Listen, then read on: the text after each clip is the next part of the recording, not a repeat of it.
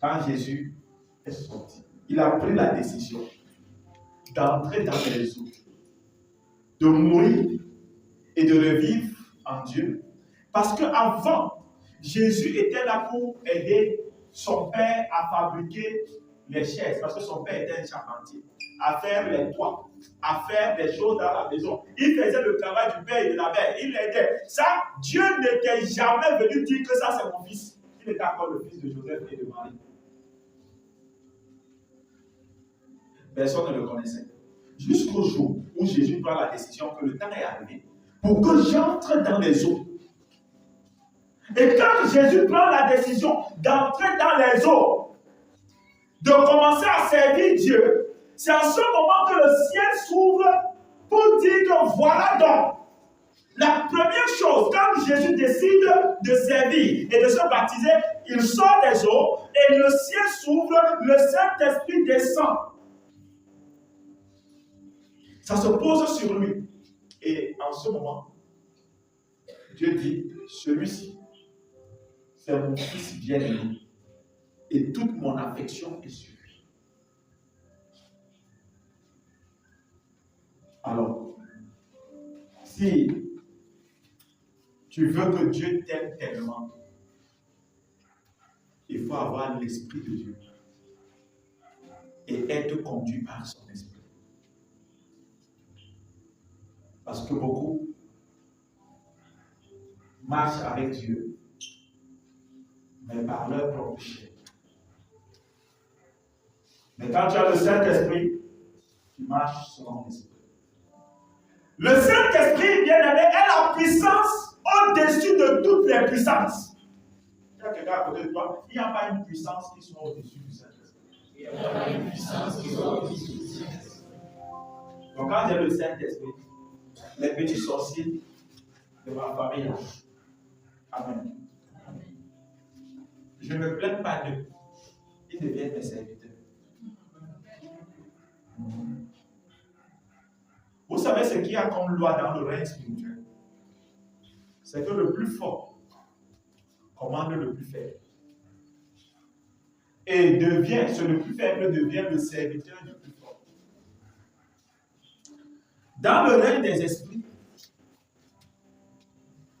le plus fort impose sa volonté au plus faible.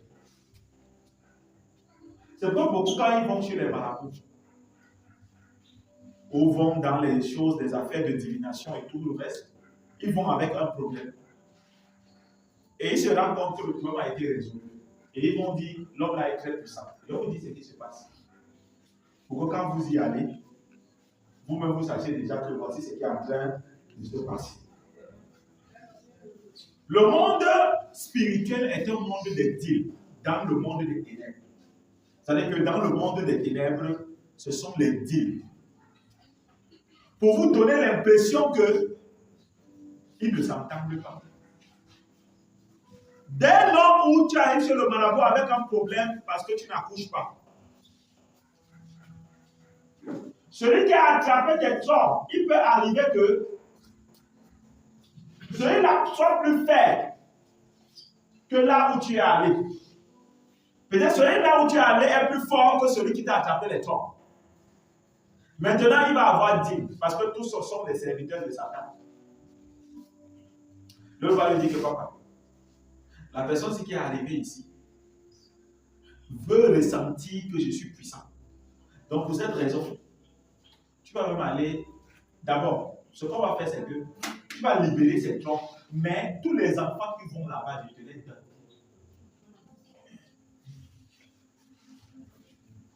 Là, quand tu commences à accoucher,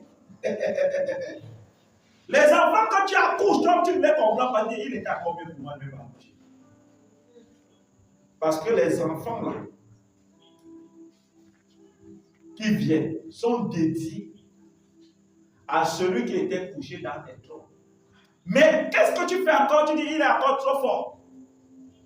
Il faut que j'amène mes enfants là-bas. Amen. Tu rentres encore là-bas avec les enfants. Il y a encore un autre deal qui est fait. En fait, celui qui a donné les enfants, dit à celui-là qu'il est encore venu. Qu'est-ce qu'il faut faire? Alors, il faut tout simplement permettre à ce que ces enfants commencent quand même à l'écouter. Et qu'ils soient zéro dans leur vie. Et le jour où il va falloir encore que quelque chose se passe. Quand tu amènes encore ces enfants là-bas, qu'est-ce qu'on fait?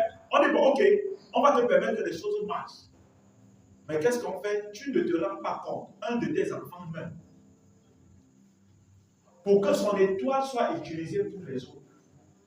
Et les autres commencent à prospérer. Toi, tu crois qu'il est trop puissant. C'est le monde des dieux.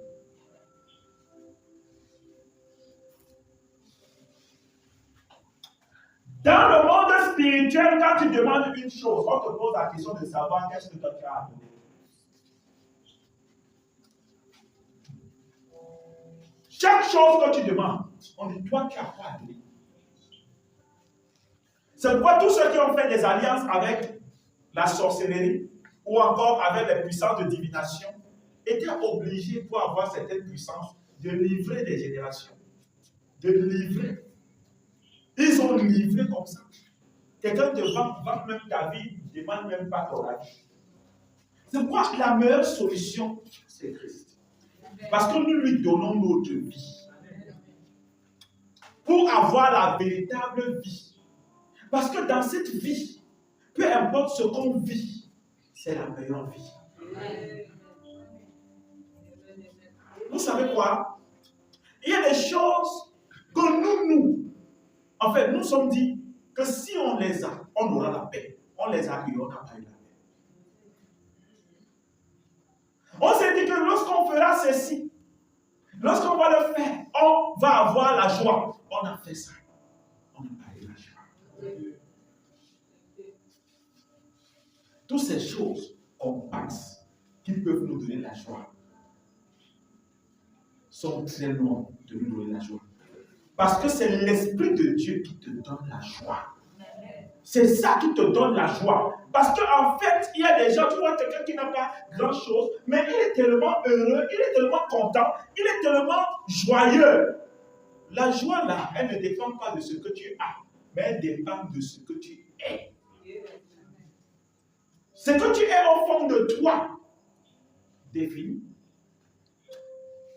si tu es joyeux ou que tu n'es pas joyeux. De fond, on se plaint, mais c'est nous-mêmes qui sommes cause. Gloire à Jésus.